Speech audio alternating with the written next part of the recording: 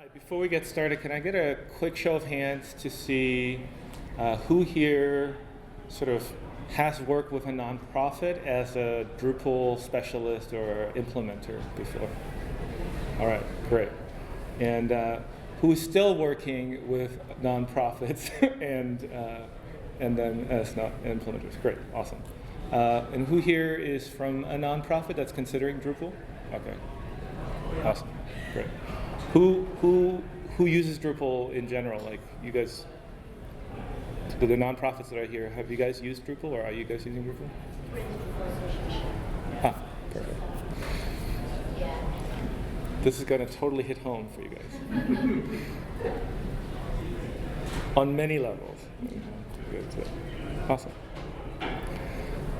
So let's get started. My name is Young Jin, and I'll be presenting here with Alan. We're from a company based out of Chicago called MidCamp, and we do a lot of Drupal work, but we also do a lot of work with nonprofits. So I would say like 95% of all of our clients are nonprofits, and what we try to focus on is help them with data management. Data management is a huge issue with nonprofits, but they need data to report to funders and to show that they're on track and to improve their operations. So it's a big problem area for them, and we are there to help them relieve pain. So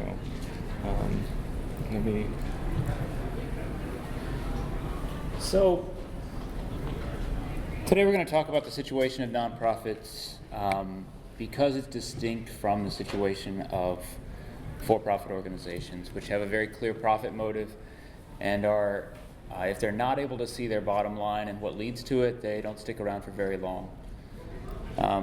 So we're going to talk about the constraints that nonprofits face, how the things that limit them in what they do and the decisions that they make. A lot of that has to do with being a nonprofit organization, meaning that money is often very tight. That also leads to certain technological constraints and certain technological developments that happen within the organization based on the culture that they're creating around their constraints. A lot of organizations don't understand yet, haven't found the reasons that consolidating data really makes sense. So we're going to unpack those reasons so that we can help our organization clients to understand why they need to get their data together in more ways than one, let's say. So also what we found is that when consolidating data from different structures, so that data is stored in many different forms, and integrating those together is not always easily predictable. Not every system is going to integrate in the same way with the others, and that also depends upon the organization itself and how they're going to be using the data. We also want to talk about how to plan a data consolidation project so that you can know what to watch out for and have predictable results or more predictable results at the end. And finally, we want to show you some of the things that we've learned in the several years that we've been working with nonprofit organizations that will help you to get your data migration, your data consolidation done in an effective and efficient way. So let's talk about some of the constraints. As we've said, one of the defining characteristics of nonprofit organizations is that they don't have a profit motive. They're not driven by financial exchanges with their constituents and maximizing those financial exchanges at every turn in order to come up with the value of their work. The value of their work is something much less tangible and much more passion-driven rather than profit-driven. So they're often funded through grants from larger organizations, of course from smaller individual donations as well, but many of these grants are applied for annually. There's no guarantee that they're going to get the one next year. Also, grants are applied for on a project basis in order to get some particular piece of infrastructure in place. Because of this, there's often not a budget for post-launch management of the system. That's often an afterthought. We need the infrastructure. We'll worry about the rest of it later. We'll talk about some of the issues that brings up later. Then what also happens is in order to maximize their dollars, organizations are shopping out the job with an aim of reducing cost. So if we're going to fix a car, we take it around to 2 or 3 places and we get 2 or 3 estimates and we pick the lowest one. If we're going to fix the roof, we're going to do the same thing. So if we're going to fix our data, we're probably going to try and do the same thing. And we'll talk about some of the limitations that leads to. The other thing is that from an organizational viewpoint, because they are often passion-driven, there's often a high turnover in staff, both in the day-to-day operational staff as well as in the executive staff. And the knowledge that the organization retains is in the human brain. It's in meat space, it's in the wetware, rather than in the software or the systems or the protocols or the workflows. So it's very personality-based. So the high turnover is actually very impactful and expensive in a way that a lot of people don't even notice as they go along. Because of this also, the product owner is often either not defined clearly, or if it's defined clearly, that person is still not totally empowered to make decisions that affect the outcome of the product. And there, in the same way, there are many stakeholders, and because things are done, they're very personality driven, and that's the reality of these organizations. And so what you have is organizations where you have department leaders who get things done by campaigning for their projects, and priorities can shift in a way that you wouldn't see in a profit-motivated organization. The classic example is a nonprofit has to do a data project or launch a website or launch a subsystem that collects data, and the person in charge is just too busy, right? They're wearing 3 different hats.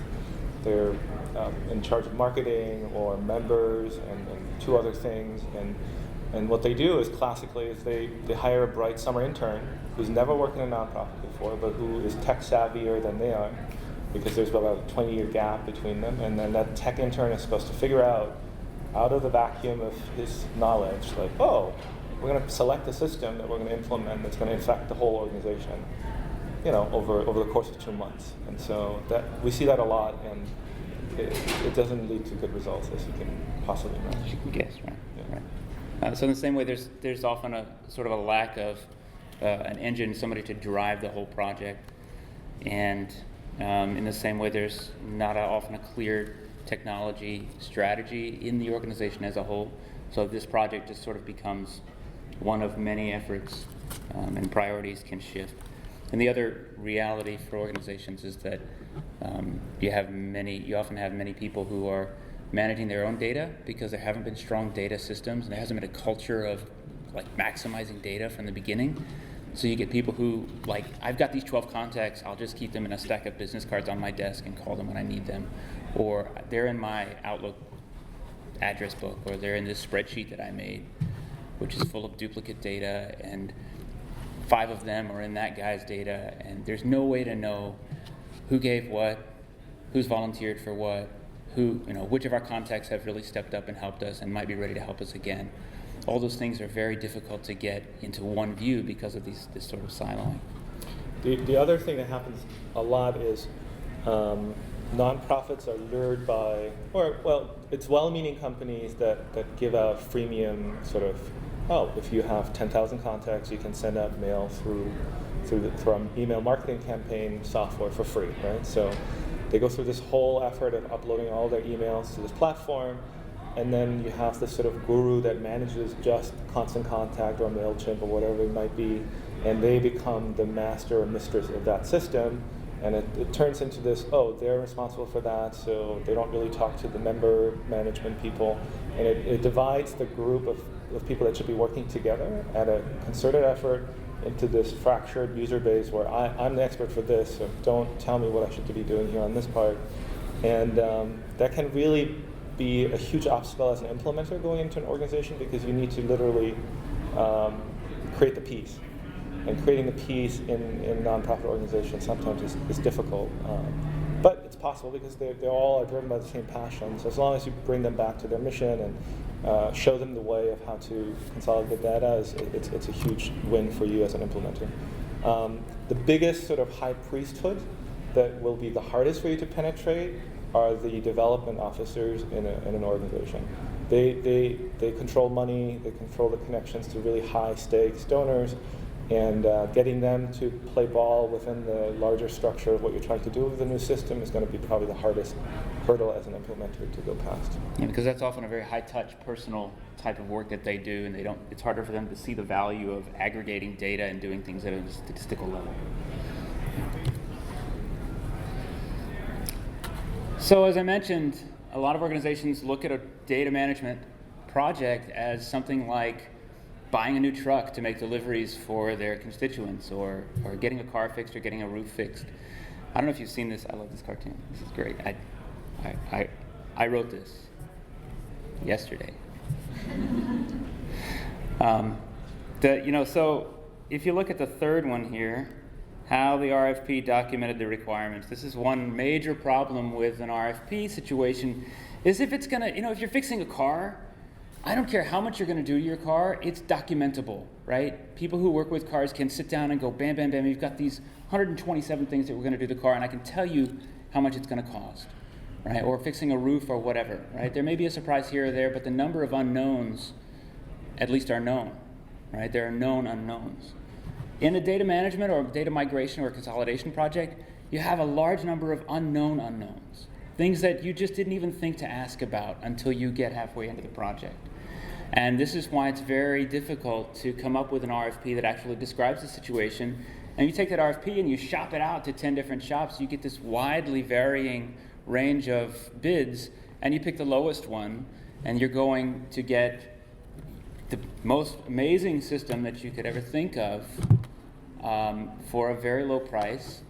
And even if you could get that to happen, the reality is still that the most amazing system that you could ever think of is virtually guaranteed, let me say it, it's guaranteed not to be the system that you will need 6 months from now, because you haven't thought of everything, right?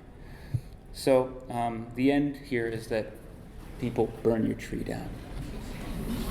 And to get to this point, this is a pervasive sort of problem in the nonprofit sector as we perceive it, because if this process was actually helping nonprofits, we would never get phone calls from them saying, look, we went through an RFP process, we got low quality responses, and now we're going to contact you.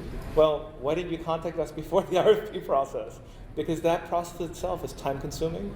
It's taxing on all the staff because you need to get all the requirements down.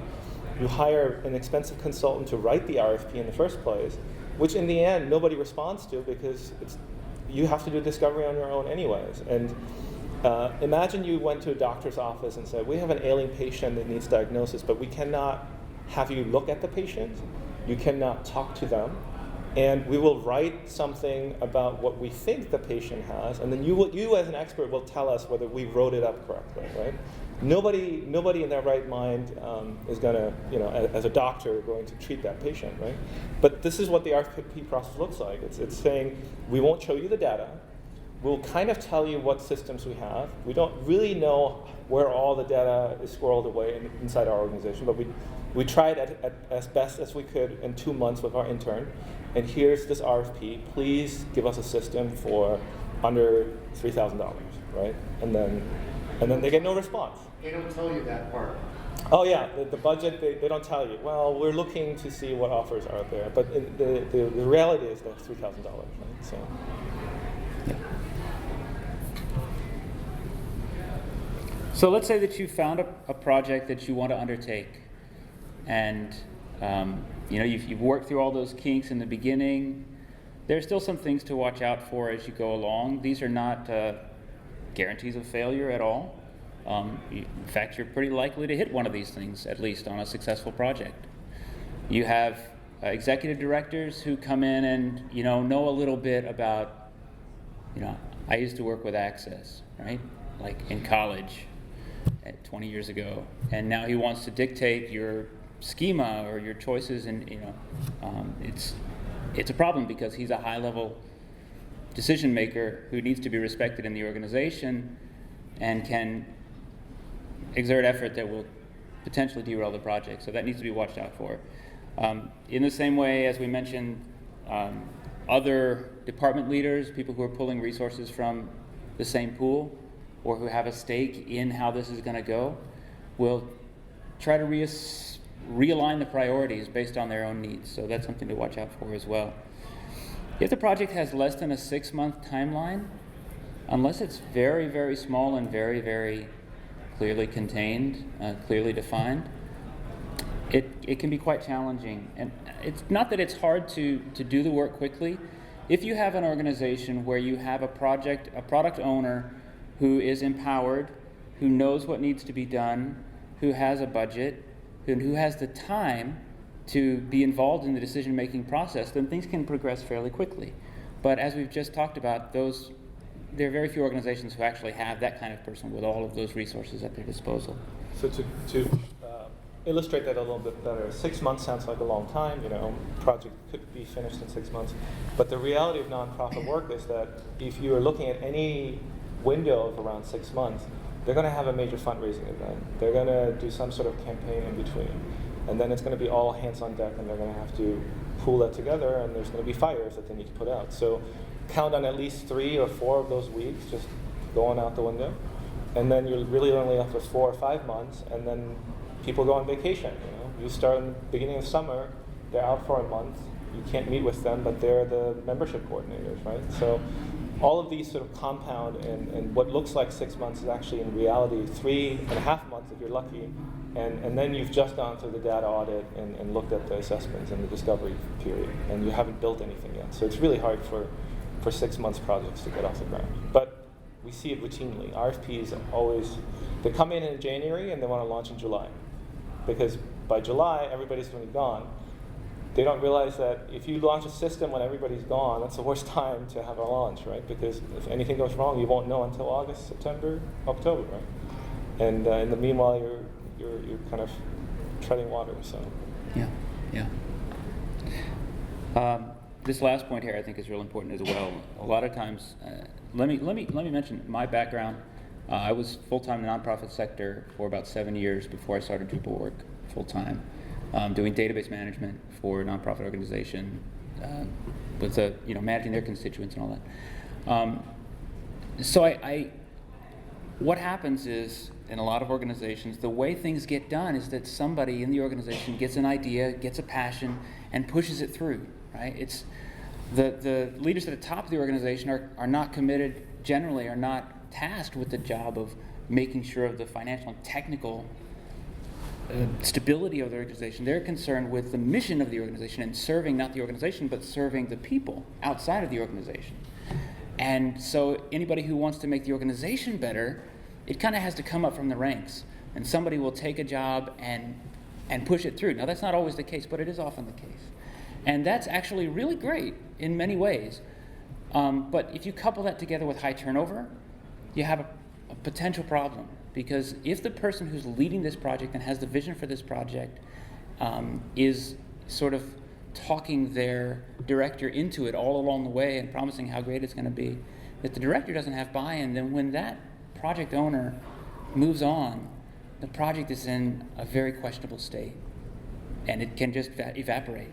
It could just totally evaporate, which is not good. So something to watch out for. Try to involve the higher level decision makers early on to avoid that kind of potential event.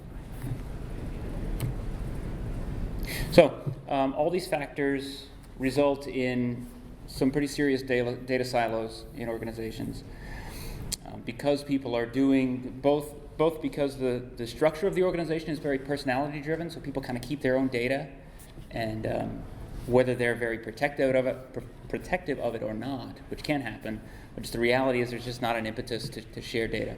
And then there's also the technology-based siloing, as Youngkin mentioned. Like, you're doing events in Eventbrite, you're doing your mailers with MailChimp, you're doing all these different systems that come down. Then it's virtually impossible to get a single view of your constituents at the same time. And that makes reporting and analysis virtually impossible. The classic question you want to ask yourself as a nonprofit is, we have a new event coming up. How many of the people that we've emailed in the past have opened the email, have also donated some amount of money, or maybe have shown up to an event? Now, how do you do that? You have Eventbrite for event data, names. John Smith might have used his personal email address. You got in your donor system his business email address, John Smith. Are they the same person? You don't know, because this data is spread over 3 different systems, and if you're trying to answer that one question, it's going to take you 3 months just to get to the bottom of this. And if you don't do that on an ongoing basis, which is like a losing game, it's the leaky bucket that you keep pouring water into, you can't answer these questions, but that's the kind of question you want to ask as a nonprofit, right? We want to target people that are just at the cusp of becoming major donors and nurture them into other relationships, and if your data is spread out, you just can't do it. Yeah. Or you could do it, but you can't afford to do it, so therefore you don't do it. Yeah. So this leads to a lot of pain. I mean, as Youngjin just said, it's very inefficient and time-consuming. It's difficult to track. Contacts themselves change their data, right? How do you know when they change their email address or change their phone number? They want to be kept informed of what you're doing. That's why they're subscribed to your mailing list, or that's why they're sending donations or whatever. They want to get that newsletter. They want to get those information. But when they move or they change their email address, how do you know? You have to wait until you find out and then go and track them down again. How much nicer would it be if they could update their own data on the live system? So there are all these kind of problems, but fortunately, Youngjin's going to tell us how to fix all of them. Right? Yeah. Yeah. All right. I was worried for a second. I'm going to sit down. Sure. All right. So we talked about how this is a major pain point, and there's really no way around consolidating the data. If it's not consolidated, which means sort of thinking about it on a higher level, you want to do sort of what people in the industry term master data management, right? In master data management, you don't just have software systems and people and procedures, but you interleave them together to make a stronger system overall, right? And if you don't have procedures in place for things like data cleaning in your organization, this is a good time to start talking about it before you even have a system in place. Because no matter what system you have, you're going to have to be doing data cleaning. So how do you go about doing that? What data is important to keep? What historical data is really important that we want to carry over if we're going to do the consolidation? Those are all concerns that need to be sort of fleshed out way before the system is put into place, because that conversation is going to actually inform the system that you need. And I think a lot of people become targets of marketers that say, well, our system is great and it does all these things and we obviously want it, but the features might not match the reality of what their data is tracking, right? So I don't have a use for A/B testing in my emails if I only have 100 users, right? It's ridiculous to do A/B testing on 100 users, but it sounds sexy, so I want it and I'm going to do it, right? Totally different issue when you have 100,000 users, right? And so we want to be mindful of that. So how do you think about budgeting and consolidation? And I think a lot of people think of migration as sort of like a minor line item. It actually should be one of the largest line items, period, because it is time consuming. Data is really, really valuable, and because it's valuable, you want to spend a lot of time going through it. And also, the system itself is not where the power is. The system enables you to mine your data better, and if your data is garbage, then it's the garbage in, garbage out phenomena that, you're basically putting your basement crap into a car, It's not going to go very far. You won't even have room to seat in it, right? So we want to make sure everything is cleaned up before you move into the new house. Discovery is super important. I think a lot of people skip this step, and a lot of nonprofits are reluctant to pay for this step, but that is the most important value that you can get from a consultant.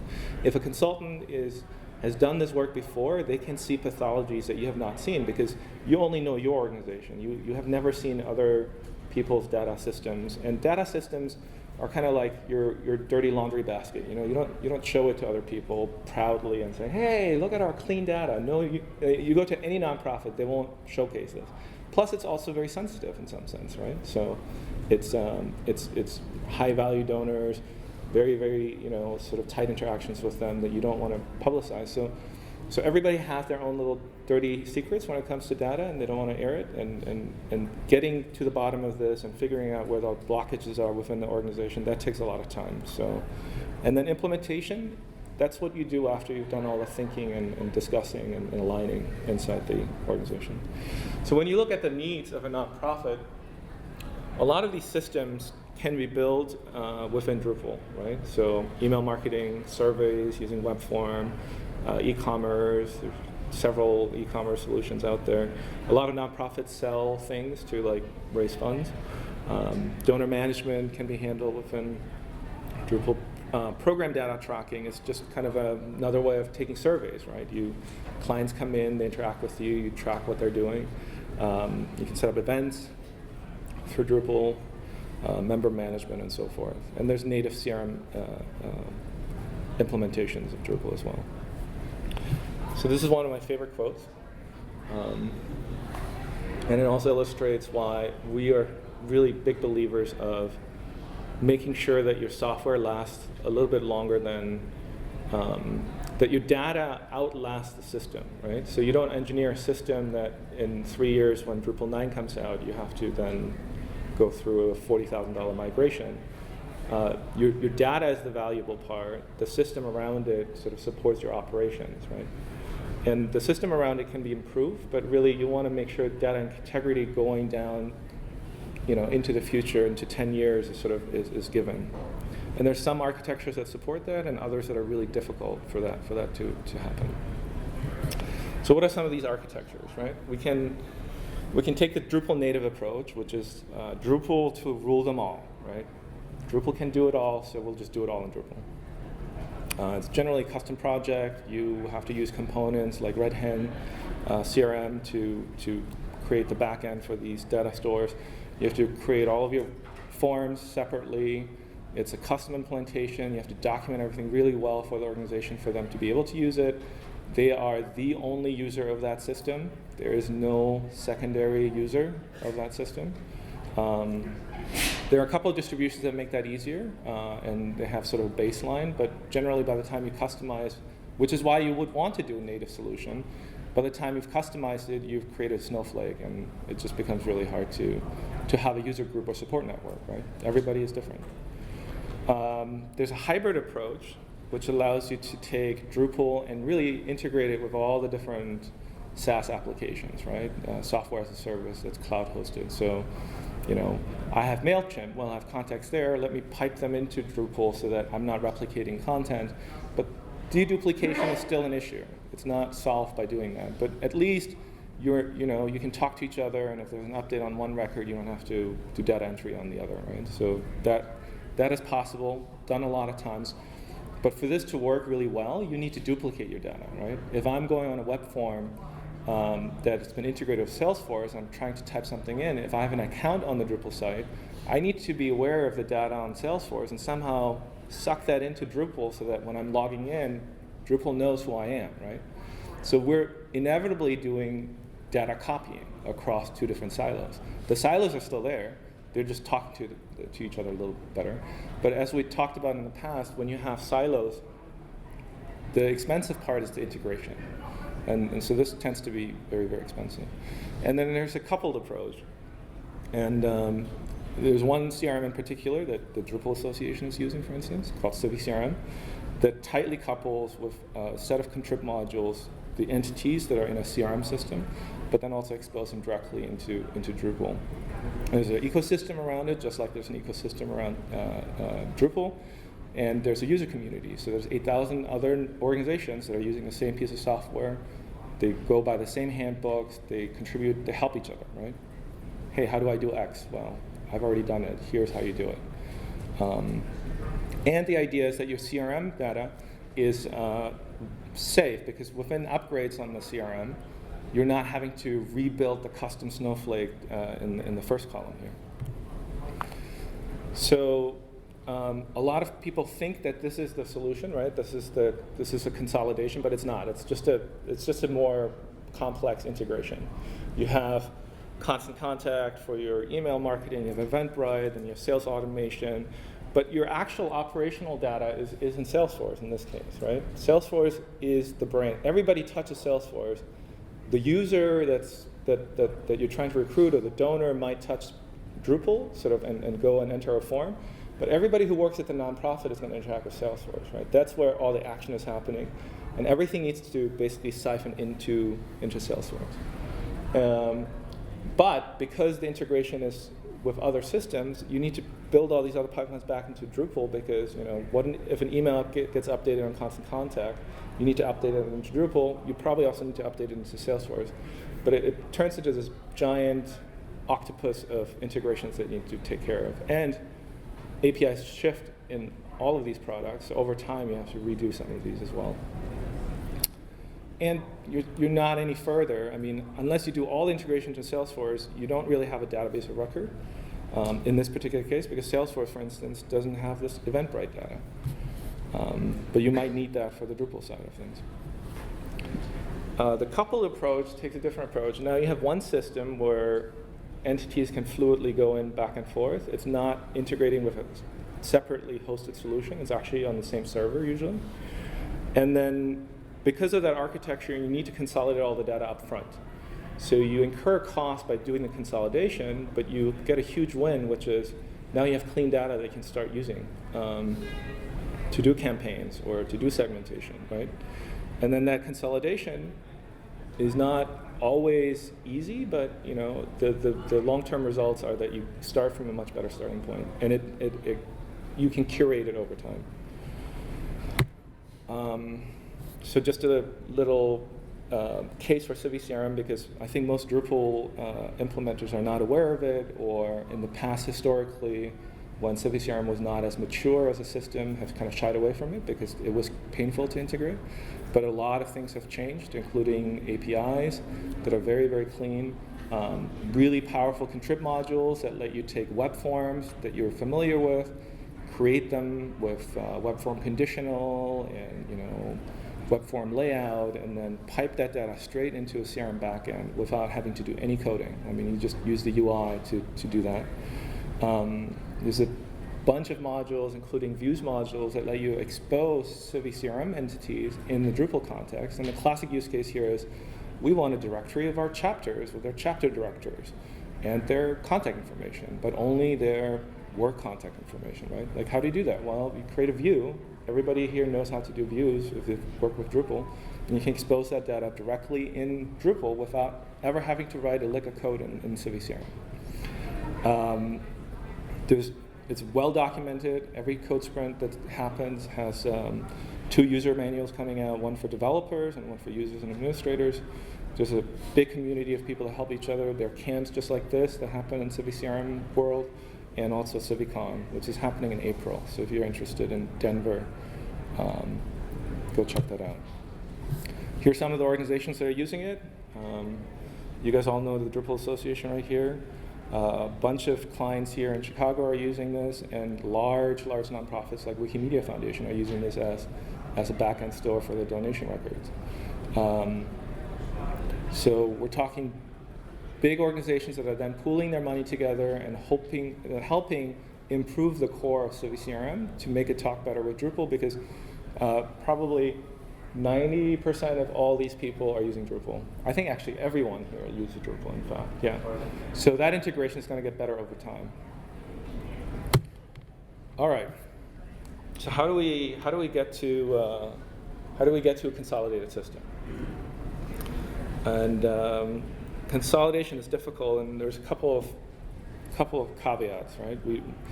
We want to avoid. We want to plan as best as we can, but also restrict scope. I think a lot of nonprofits think that data that was entered 20 years ago might be of value. Then you need to go through some serious discussions and let them know that it's okay to let go. It's kind of a therapy session, and get them to move off of that. And then if you don't iterate on your imports quickly, it can really, really slow the whole process down. So what we tend to do is we have the live system running. They're familiar in how to use that system. Data gets put in at the same speed as it was before. And then what we're trying to do is take that data and import it incrementally. It's not going to be perfect the first time, but incrementally imported. They get to see their data in the new system in context, right? They've entered it now. We pipe it into the new system. They see it. And be like, oh, this is how this screen looks like, and this is where I find the phone information. This is where I update the address, right? So it's an incremental process where they get to learn the new system. It's not this big unveil where 2 years later, ta-da, welcome to the new cockpit, here's your space shuttle. Bon voyage, doesn't work. And the advantage there, right, the other advantage there is that they get to have confidence that the migration is going well. Because if you're waiting months and months before you finally get that trigger, they know there's some potential for things to go wrong. So if you're iterating like this, you're scripting it, it's predictable, they can see what's happening when you run it. Yeah. And it builds confidence, right? Like it builds trust and relationship, right? Like if I, as an importer, say, well, give me your data, and in 8 months, I'll be working in a basement somewhere, and I'll give you the import. Like they would say, you don't understand our data. Like you mapped this one wrong, and this is incorrect. But when we get to talk about it, I get to understand, this is a piece of information that's extremely important that needs to be mapped, and maybe we need to put some customizations in there that sort of feature that data more prominently so they can find it more easily. And then think about workflows, like how are they entering it right now, and how do they want to display it, what reports do they want to get out at the end. And that discussion is a gradual process, right? Failure to dedupe, that's a huge one. I think most people, as Drupal implementers, you might say, well, deduping is painful, how do I do that? There's no built-in dedupe contrib module, doesn't exist.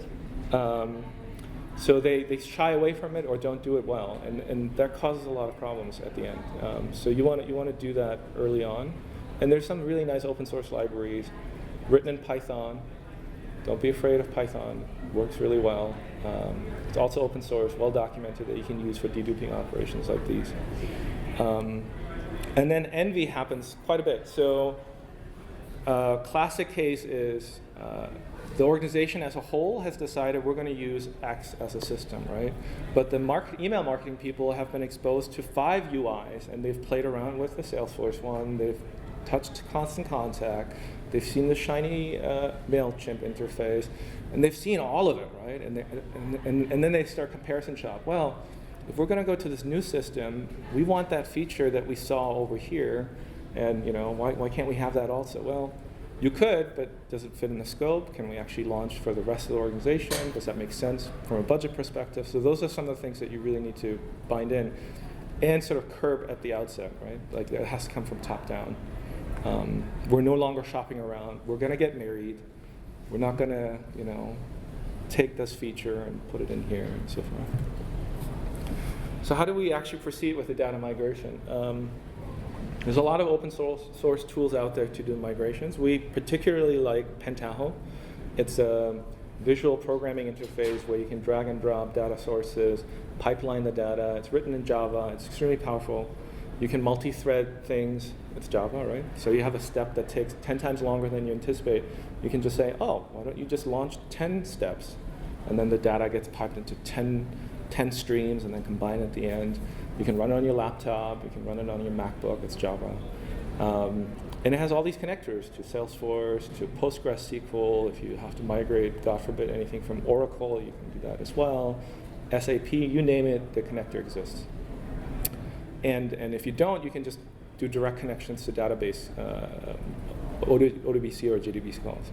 So you have the legacy systems that are accumulating cobwebs, and you want to try migrating your data. Some of it might go into Drupal as entities. This could be program data that you need to collect. It could go into Civic CRM. But then you start doing the ETL, which is the extract, transform, and load operation from the legacy system into your final destination.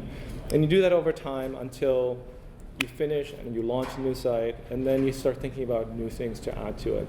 Obviously, architecture has to support it, so you need to plan that out. But this is a path that we found is the least intrusive in data migrations in general.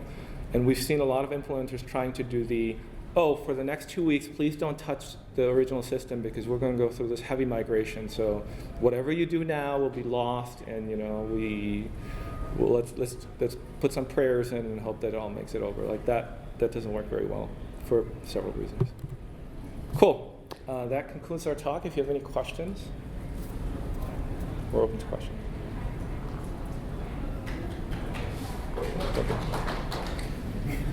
Yeah.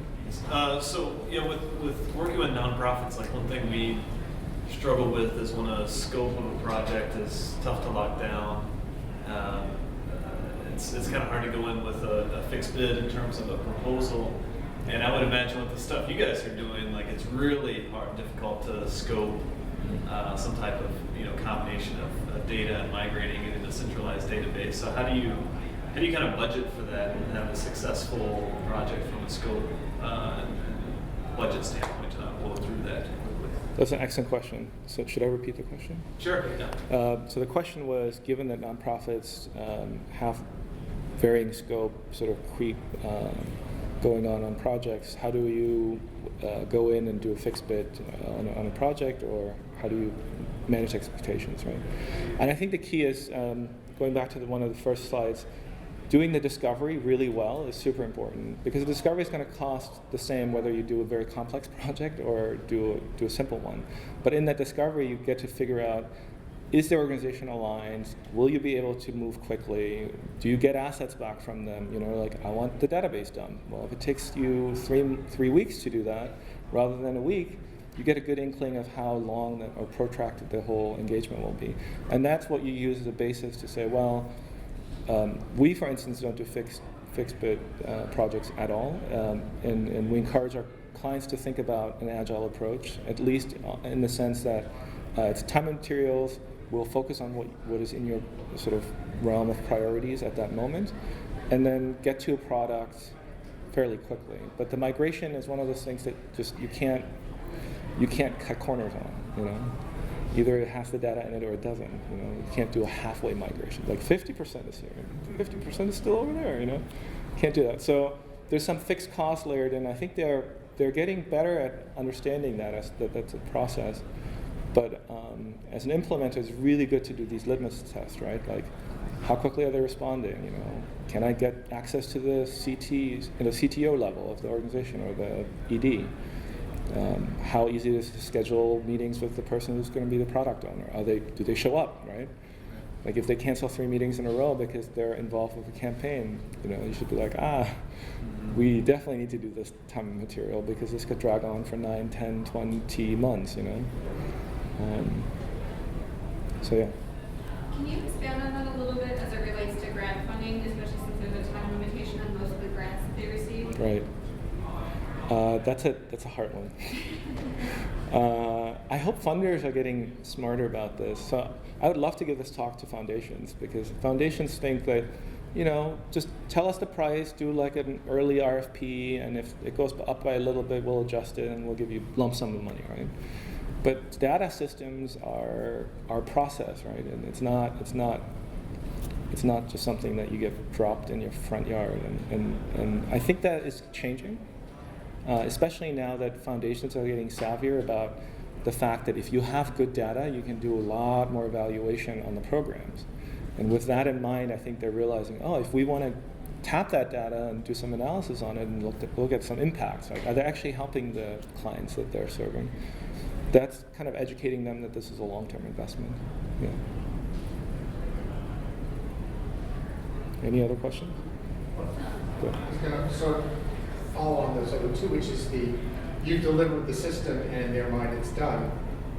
And as someone who maintains a Civic system just for myself, Yeah. I know it's an ongoing task. Yeah. And especially when you start adding a Drupal, it's very hard to approach the nonprofit and say, this thing goes on for years, you're going to have to pay me for years because you're not going to train someone to do it. How do you work that in? So the training issue is really important, because training with the high turnover is a challenge, right? You spend 6 months training somebody, they become the expert, and then they get a slightly better paying job, and they leave, or they have family issues and they move to whatever, right? Then you lose that talent. But I think if the organization tries sort of to encapsulate that knowledge as they're going along, self-document what they're doing, as well as, nowadays it's so easy for us to record trainings. Like, all of our trainings that we do, we record, and they can just refer back to it, for future generations, literally. So it helps them sort of stay on top. There is a knowledge store that we're creating over time. And then also, it's true, data, because it's valuable, needs to be curated. There needs to be a steward, that makes sure that that's done correctly. And sometimes nonprofits are lacking that dedicated person that they know will stick around for more than 10 years, but then it has the capacity to be able to act on the data and sort of do it, right? And we're getting there. I think there's some organizations that hire like CIOs, chief information officers or chief data officers that are in charge of that. But it can be improved. And for now, I think that's one of the reasons why they need consultants like us. And I hope more Drupal folks will get into CRM, or especially Civic Serum, in my opinion. I think that's this very, very fruitful marriage that I think we can improve on. And there's more jobs than we can do ourselves. So we try to build internal capacity as much as we can. Yeah, and also to add to that, I mean, that's one reason why going with a system that has a broad user base and good documentation and a broad community can really pay a lot of dividends in return. You could start poaching people, right? The shared knowledge outside the organization instead of just being inside the organization. Yeah. Good. I just have a follow-up question on that. So I'm that development officer at a nonprofit that you mentioned at the beginning of the session. So I'm with Payne, but I'm also our system admin for Salesforce, which is our CRM. And I know this is not a CRM talk, but we went to Salesforce because it had that broad-based community of support, and I could log on and find any answer I needed instead of going back to like the consultants for an answer. Does Civic CRM have that same community of support? Yeah. To the extent that Definitely. Yeah. We just made it onto Stack Exchange too. Yeah, and that's an excellent question, because if you work in the nonprofit sector, you know how if you know just a little bit about Razor's Edge, you can basically get a job at another nonprofit, right? You just say, Razor's Edge, I was an administrator, right? They're like, oh my gosh, she can actually run a report for us, and they're very valuable assets. So I think the same is happening with Salesforce, for instance, but also with Civic CRM. Like if you say on your resume, I've worked with this type of system, there's a lot of organizations that want that skill set, which is another reason to avoid the snowflakes, right? I've worked on this custom system that was tailored to our organization's need that I can't explain to you because, it has sensitive data, but I know what I'm doing. Trust me. It's harder to sell on the job.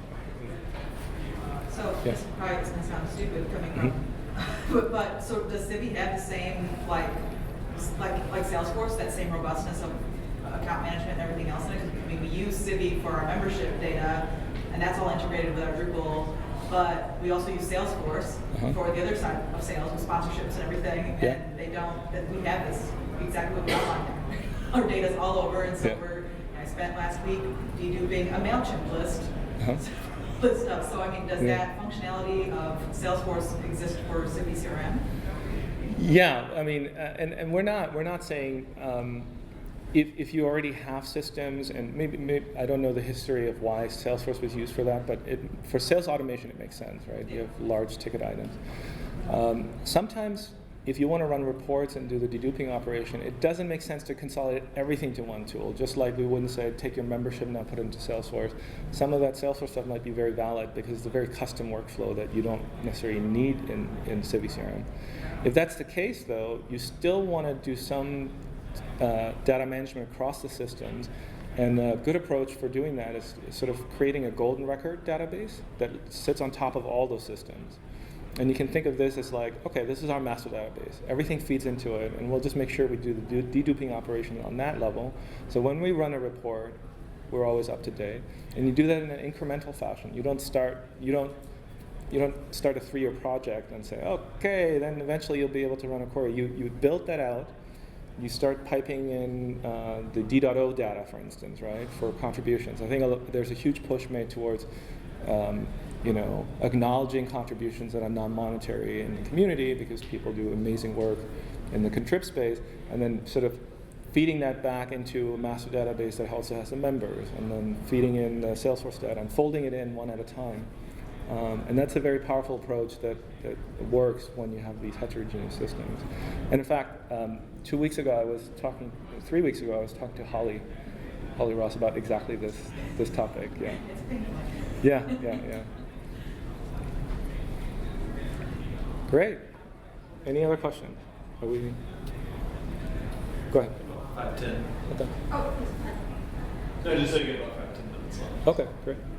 just from your experience, can you give me a rough idea of a percentage of your clients that have secondary or tertiary users who are interested in using the data, such as other organizations or legislators, perhaps? Yeah. So a lot of the data collection happens obviously for operations, right? Like we just need to collect membership dues type things. But then I think as people realize that, oh, this data can be mined for other things and used, that sophistication is increasing. Usually it's reporting requirements that create custom reports and other things. There's some systems that require the umbrella organizations to have sort of clear view of all the chapters. So this sort of local chapter does X, and we want all that data piped up so that we can get aggregates and see which chapter is doing better. We've done systems like that before. And that architecture works really well with, say, domain access in the Drupal world, right? You have subdomains or different URLs, let's say, Chicago, or Milwaukee. And that data has their own Drupal website front end, but then it can go into sort of a chaptered Civic Serum instance that then the umbrella can see from the top down. Political parties, that's a perfect example. Regionally separated, right? You have the Wisconsin, people in Wisconsin for the Green Party, Illinois, but aggregated, the National Party wants to know what's happening. Go ahead.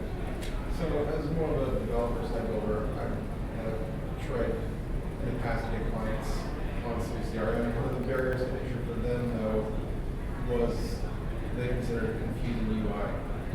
The last time I really, maybe about a year and a half ago, I seriously looked into it. And that time, has there been any improvements in that UI and make it a little bit easier, a la Salesforce, so that the client is more inclined to we have a lot of people coming from Salesforce to Civic Serum, and they say Salesforce is confusing to them. So I think depending on where you take the barometer reading, they're gonna nobody loves their CRM. This is, you do a survey, they will all not like it. But I think what's happening in the CRM world, at least for the core team, they've really made an effort to make the screens more user-friendly, have fewer screens going on, and there's a big refactoring going on for things like CiviMail, which is one of those oldest components that requires you to do like 6 screens before you actually get to send the mail. And they're going to try to consolidate that. And Tim Otten, who's a core team member, is doing fantastic work on that. And part of the new release is also doing A/B testing within Civic Serum. So those are all really features that people are requesting, and they're also making it in. And also things like aesthetics, just making it easier to look at. That's something to take attention to as well. So you can always try the demo site that Civic Serum keeps to get a look. You just go over Civic Serum demo and see it later. Great. Thank you very much.